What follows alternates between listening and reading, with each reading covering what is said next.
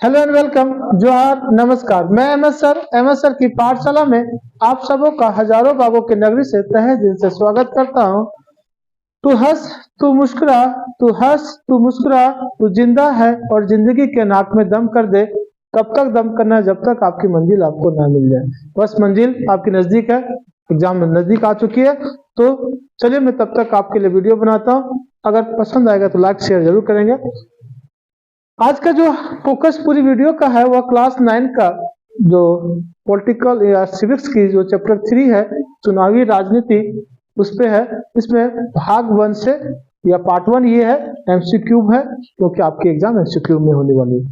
तो क्या है चुनावी राजनीति, क्या क्या महत्वपूर्ण बातें हैं, चलिए देखते हैं। तो पहला क्वेश्चन शुरू होता है लोकसभा से।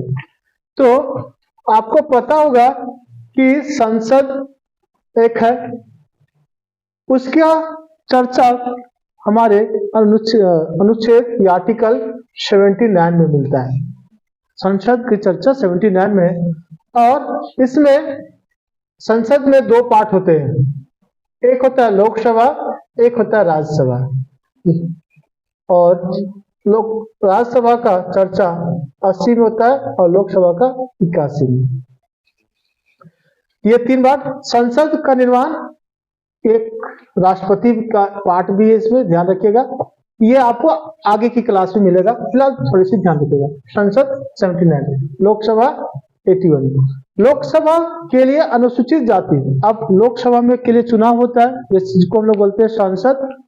अब सांसद का चुनाव हुआ तो उसमें अनुसूचित जाति जिसको बोल सकते हैं हम लोग एससी, एससी के लिए कितने सीटें आरक्षित किया गया है? तो एससी के लिए 79 सीट आरक्षित किए गए हैं। रिजर्व कितना? 79। वोट देने का अधिकार किसको है? तो वोट देने का अधिकार 18 साल के सभी वयस्क लोगों को है। भारत में जिसका उम्र 18 साल हो चुका है, सारे, चाहे महिला हो पुरुष हो, सबको वोट देने का अधिकार है। लेकिन किसे नहीं है वोट देने का अधिकार? किसे प्राप्त नहीं है? तो विक्षिप्त एवं अपराधी लोगों को वोट देने का अधिकार नहीं दिया गया है, संविधान में ऐसा कहा गया। चुनाव में कौन खड़ा हो सकता है? क्या आप चुनाव में खड़ा हो सकते हैं? क्या मैं खड़ा हो सकता हूं? तो हो सकते हैं, उसके कुछ नियम है। तो लोकसभा की बात हो रही है यहाँ। लोकसभा के चुनाव में कौन खड़ा हो सकता है? वही खड़ा हो सकता है जिसकी उम्र 25 वर्ष हो। जिसकी उम्र 25 वर्ष हो वो लोकसभा के चुनाव में खड़ा हो सकता है, अर्थात सांसद बन सकता है, लेकिन अगर जनता चाहे तब। नेक्स्ट क्वेश्चन, भारत में कितने संसदीय निर्वाचन क्षेत्र में बांटा गया है? तो एक्चुअली में 545 है, लेकिन आपको ध्यान रखना है 543 होता क्या है, 2 गो राष्ट्रपति यहाँ पे मनोनीत करते हैं। अब तो एंग्लो इंडियन समाप्त हो गया है, फिलहाल आपको ध्यान रखना है 543। भारत में प्रत्येक मतदाता को कितने मत डालने का अधिकार है? 1-2 लाख डाल दीजिएगा, नहीं, गैर कानूनी होगा अगर एक से अधिक डाले तो। प्रत्येक मतदाता को, भारत के हर एक मतदाता को एक वोट डालने का अधिकार है, चाहे वह मुकेश अंबानी हो, चाहे मैं एमएस सर हूं, चाहे आपके अभिभावक हो, चाहे आप जब 18 वर्ष के होंगे तब। हर का वोट का वैल्यू एक ही है और वोट आप एक ही डाल सकते हैं। तो एक हो गया। लोकसभा में अनुसूचित जनजातियों के लिए कितने सीटें आरक्षित है? अनुसूचित जनजाति मतलब समझ जाइएगा एसटी। तो कितने हैं? 41 सीटें इनके लिए रिजर्व है। सऊदी अरब में महिलाओं को मताधिकार दिया गया। तो सऊदी अरब वह ऐसा देश था जहां पे 2015 से पहले वोट डालने का अधिकार नहीं था, लेकिन 2015 के बाद वहां की महिलाओं को भी वोट डालने का अधिकार प्राप्त हुआ। चलिए आगे चलते हैं। चुनाव घोषणा पत्र क्या है? मैनिफेस्टो क्या होता है या कौन घोषित करता है? ये राजनीतिक दल घोषित करते हैं। चुनाव घोषणा पत्र राजनीतिक दल घोषित करते हैं। क्यों? उनके मुद्दे होते हैं। जब चुनाव का टाइम आता है, जैसे 2024 में आपको चुनाव होने वाले हैं, राज्यसभा का, लोकसभा का, सब और विधानसभा का, सबका चुनाव होगा।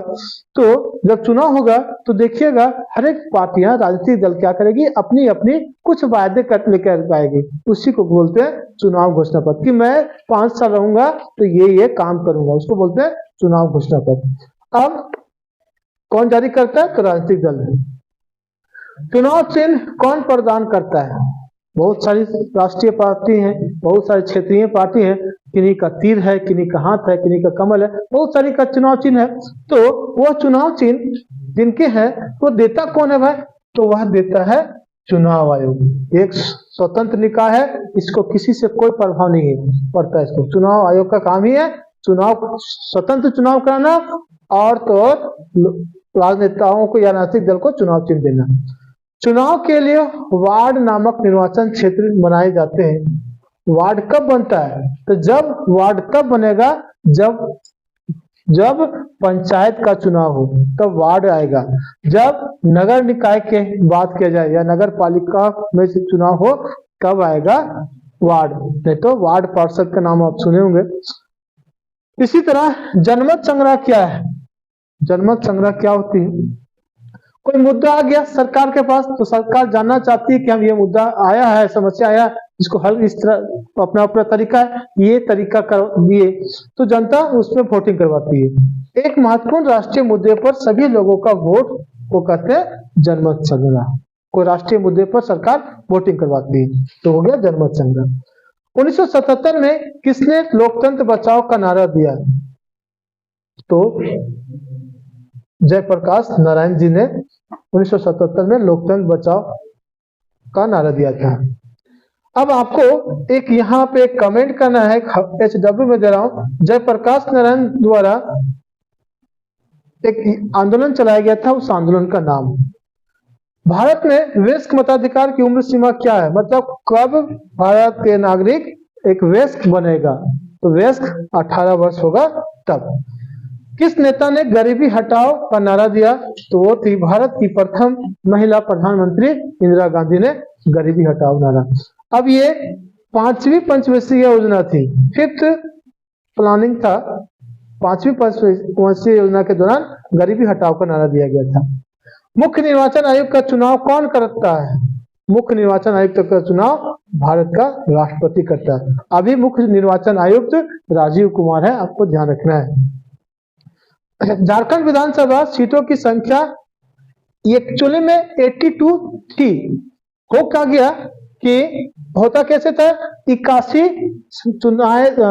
विधायक चुने जाते थे, 81 विधायक चुने जाते थे और प्लस आता था एक एंग्लो इंडियन। लेकिन जब से एंग्लो इंडियन का पोस्ट खाली हो गया, मतलब हटा दिया गया है 2020 के आसपास से, 104वां संविधान संशोधन था शायद, उस संविधान संशोधन के द्वारा एंग्लो इंडियन को हटा दिया गया। अब एंग्लो इंडियन नहीं। अब प्रश्न मन में चलोगे, एंग्लो इंडियन कौन? वैसे भारतीय जिनके कोई ना कोई पूर्वज का जन्म इंडिया में हुआ था, वो जाकर के दूसरे देशों में बस गए, तो वैसे उन्हें एंग्लो इंडियन कहा जाता है। उन्हें राष्ट्रपति या राज्यपाल मनोनीत करते थे।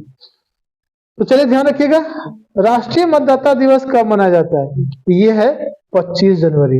राष्ट्रीय मतदाता दिवस मनाया जाता है पूरे धूमधाम के साथ। भारत में चुनाव कराने का उत्तरदायित्व किसके पास है? तो चुनाव आयोग के अलावा कोई नहीं करा सकता। चुनाव आयोग वह राष्ट्रपति का चुनाव कराता है, उपराष्ट्रपति का कराता है, तो संसद का, लोकसभा का, राज्यसभा का, विधानसभा का, जितने भी तरह के चुनाव होते हैं वो सारे वही कराता है। बस अंतर है कि राज्य का चुनाव अलग होता है और केंद्र का अलग होता है। चलिए छोटी सी एक मैंने प्रयास किया, अगर सारी बातें आपको समझ में आएगा तो जरूर लाइक करेंगे और दोस्तों को भी शेयर कीजिएगा। मिलते हैं नेक्स्ट वीडियो में, तब तक के लिए जय हिंद।